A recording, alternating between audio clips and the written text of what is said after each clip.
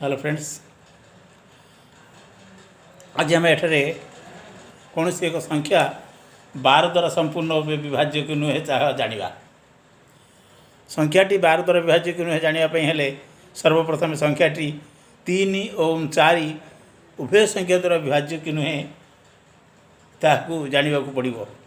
जेहेतु गाणितिक सूत्र अनुसार जो संख्या उभय 3 और 4 द्वारा विभाज्य संख्याटी पूर्ण मात्रा 12 द्वारा विभाज्य। तेणु एठारे सर्वप्रथम उदाहरण को निजे 732460 संख्याटी 3 द्वारा विभाज्य को नहीं जानापी बोली आमको सूत्र अच्छी जे संख्याटी अंक मान समिष्टि जदि 3 द्वारा विभाज्य तेज संख्याटी 3 द्वारा विभाज्य। तेणु एठारे अंक मान समिष्टि 7 + 3 + 2 + 4 + 6 + 0 = 22।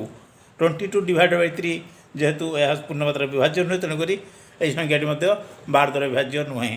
जदि भी बर्तमान आसे आम अन्य एक उदाहरण को निजे धन्य 4 + एटे 4 + 4 5 + 4 + 7 + 8 + 9 + 0 = 33।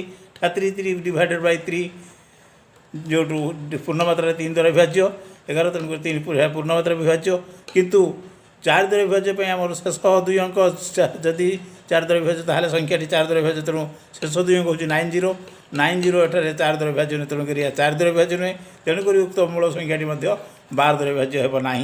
जेहेतु उभय 3 और 4 द्वारा विभाज्य हेले जाई संख्याटी पूर्ण मात्रा 12 द्वारा विभाज्य हो।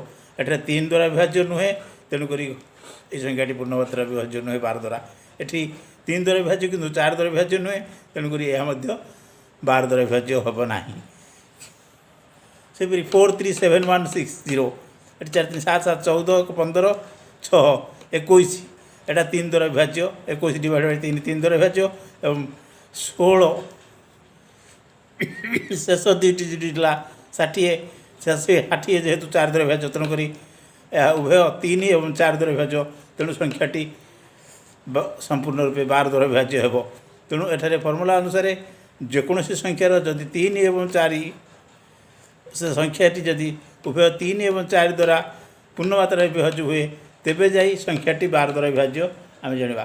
3 द्वारा विभाज्य सूत्र है संख्याटीर अंक मान समिष्टि जोगफल जदि 3 द्वारा संख्याटी 4 द्वारा विभाज्य।